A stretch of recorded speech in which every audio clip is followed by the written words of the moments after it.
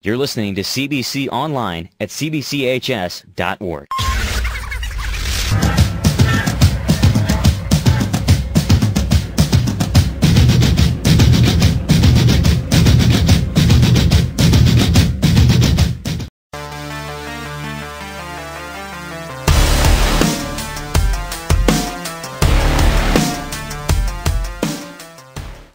And we're back, CBC Online, with Coach Terry Michler, CBC Soccer. Coach, we're coming off dead week. Tryouts start next week.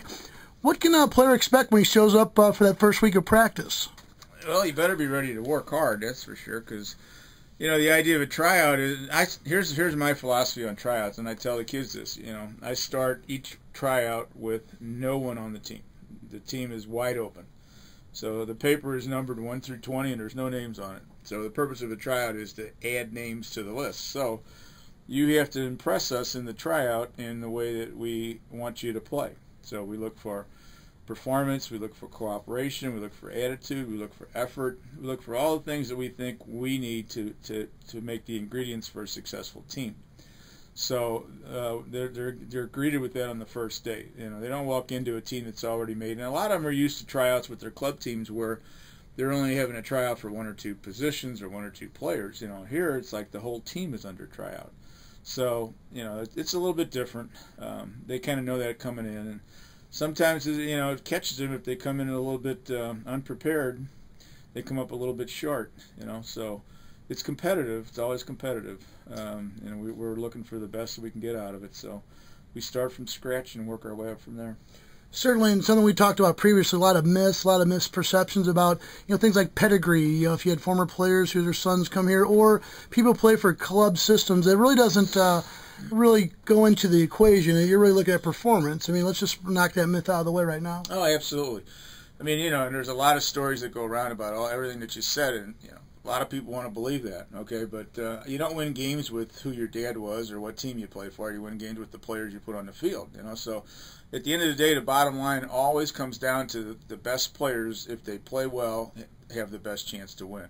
So, you know, and it's, you know, I've been in this long enough that I've got the second generation thing going on already now. So I've got kids whose dads played for me, and a lot of times the dad was pretty good and the kid's not quite up to it, or sometimes the kid's better than the dad, you know. Every situation's individual and different, you know, so you got to be open-minded, and I have to try not to make the comparisons because I've had both, you know, and try and compare one player to another, a son to a father to a son, whatever. So yeah, you got to really be open-minded about it, and you know, it's different times. And when their dads were here, it was different. That's 20 years ago, at least in some cases, you know, for sure. So things change. So in terms of, as you look for, let's just talk at the varsity level, obviously, because that's your focus here. You know, what things you look for in this first week? Do you start looking for some leadership to kind of develop? You're looking at possible captains, and how does that all go? Well, let's go to the end first. The captains are already picked, okay? And over the years, I guess it's evolved to where I basically pick the captains, okay? I've done it before where I let the team pick them.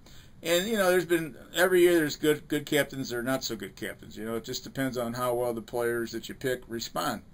So, I mean, I've picked some that have been great, and I've picked some that haven't worked out too well. The kids have picked some that have been great and some that haven't worked out too well. So there's no magic formula to it. But I like picking because then I know, at least I know where to go for the fault. If it don't work out, it goes right back to me. You know, it wasn't a popularity contest. I picked the players that I think, A, have experience, that have been in this situation before, that when the going gets tough can help show the way to the players that need a little bit of assistance, okay? And the players that are a little bit independent, that can take care of themselves, you know, and are willing to help somebody else along the way. Basically, the best captain is the guy that is going to work really hard to make everybody else better. That's the best captain. So the whole concept of peer-to-peer coaching, I mean, certainly a coach can see a lot of things, but you can't be everywhere all the times. You know, the captains are really your field marshals, your generals out there kind of running the team. You know, do you have that sort of relationship with your captains? Well, you know, that's ideal. That's ideal. The captain should be the intermediary, you know, between the coach and the player, and the team to the coach.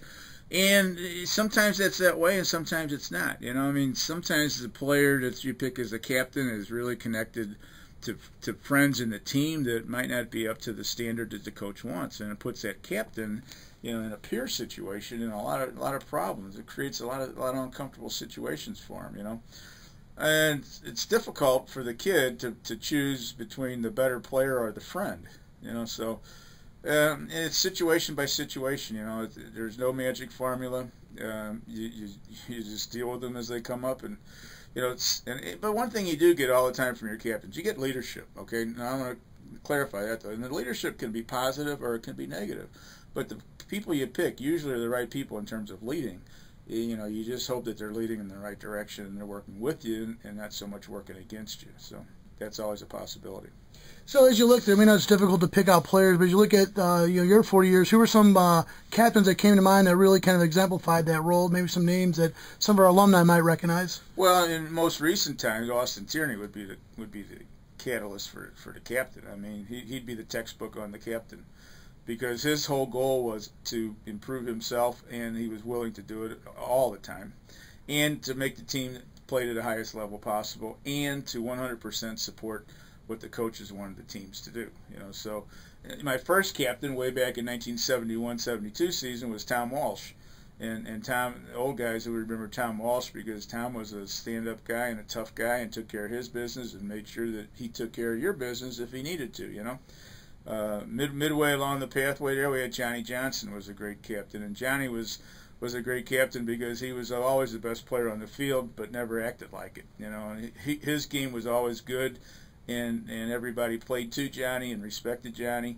I think that's key. If you got to have a captain, it's respected. And you got to be respected for what you do, not what you like to do. It's all about performance. Bottom line is how well do you really perform when you have to. That's the crucial element.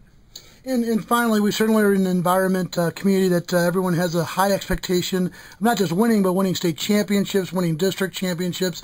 How do you temper that with the kids, and how do you balance the kids not to get too caught up in that kind of thing, because it really can be consuming around here?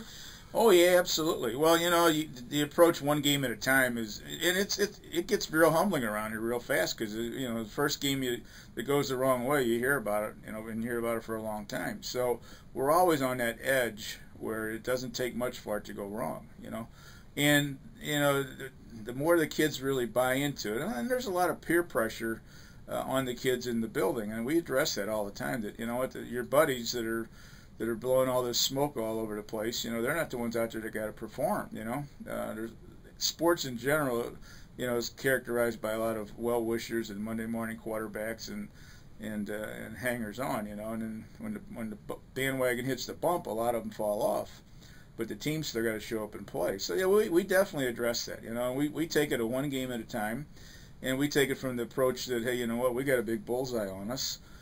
We've got a tradition and a reputation, and our expectations are always high. And sure, our goal every year is to win a state championship. You don't do it all the time, but that's our goal.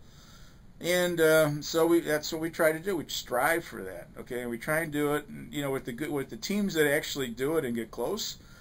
Every day is meaningful. Every day, every practice, every session that you get together has a purpose, and the kids buy into that. Some teams don't quite buy into it to the same extent, and you know what? They don't usually go as far at the end because of it.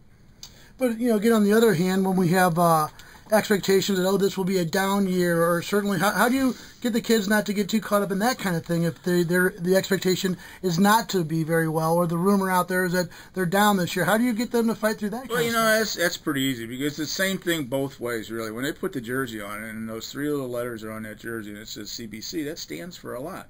So no matter what people think or what the expectation is, you still have to perform and measure up to the tradition of what this program is all about. So sometimes it's easier on the other side when you're not supposed to be very good. My God, that's much easier than when you're supposed to be good. People don't realize. People always think, it's so easy to be on top. It's the hardest thing in the world to be on top. And certainly coming into the season, you have high expectations, high hopes. Everybody's 0-0. Everybody's 0-0 at this point. Yeah, that's absolutely right.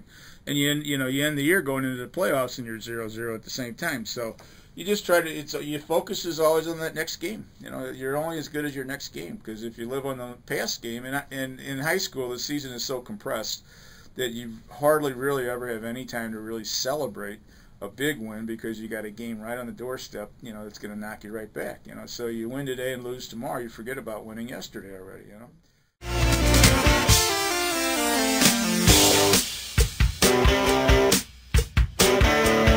CBC, Men for Tomorrow, Brothers for Life.